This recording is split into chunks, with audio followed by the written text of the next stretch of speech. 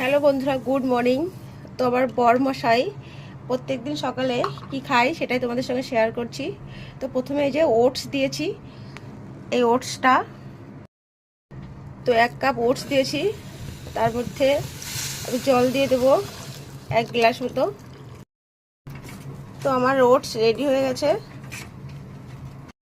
তখন তোমাদের দাদা ছোলা ভেজানো আছে, খাক, যতটুকু পারো খাও। তো এই যে প্রথমে চলে গেল কিশমিশ, তারপরে 1 চামচ চিয়া সিড দিলাম, আর এখানে আছে ফ্ল্যাক্স সিড 1 চামচ দিলাম, আর এখানে হচ্ছে কুমড়োর বীজ, আর এটা কিসের বীজ জানো? সূর্যমুখীর বীজ। এগুলো 1 চামচ দিয়ে দিলাম। এখানে আছে মেন জিনিস, পিনাট বাটার। তো এই যে সকালের খাবার, প্রত্যেকদিন সকালে খেয়ে কম